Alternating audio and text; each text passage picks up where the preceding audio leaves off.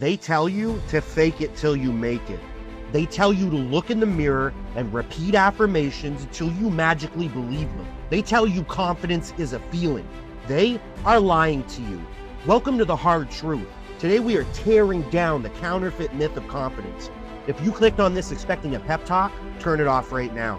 This isn't for the fragile. By the end of this episode, I'm going to give you the exact mechanic, the physical architecture of what real confidence is, because it has nothing to do with how you feel and everything to do with what you've built in the dark. Eyes front, and let's get to work. Look around. The world is full of loud people projecting absolute certainty on their feeds and in their jobs and in the gym. But volume is not power. Volume is usually panic. When you tell someone to fake it till you make it, you are telling them to build a house entirely out of paint. It looks great from the street, but what happens when the temperature drops?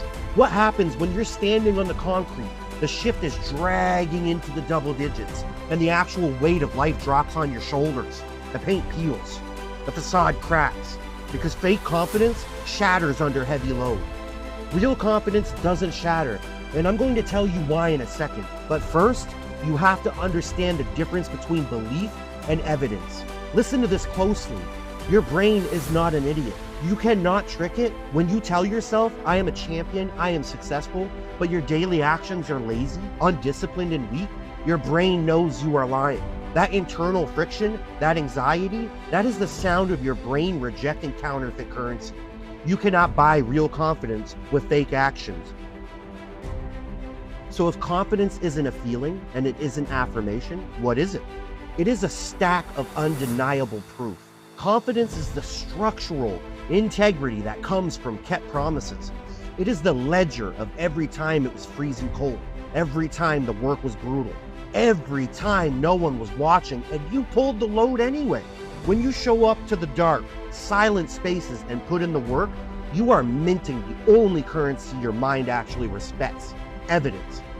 Think about the most dangerous person in any room. It's never the loudest guy. It's the quiet one. But why? Because he doesn't need to announce his capability.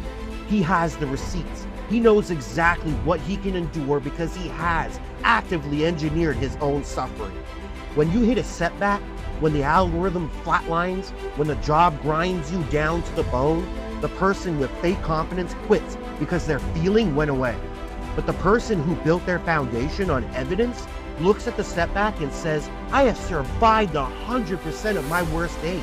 I have the data to prove I did not break. But having evidence isn't enough. You have to know how to weaponize it. That's what separates the grinders from the giants. You've done the work in the dark. You've stacked the evidence. Now we talk about scale. Most people do the work, but they still shrink themselves. They apologize for their ambition. They wait for someone to hand them a microphone or give them permission to be an authority. Stop asking for permission to be a giant. You built the mountain. Now stand on it. When you walk into a room, when you hit record on a camera, when you face a challenge, you do not project hope. You project history. You carry the weight of every silent hour you've spent building yourself. Taking up space isn't arrogant. Arrogance is demanding respect for nothing. True confidence is the quiet, heavy realization that you have paid the toll.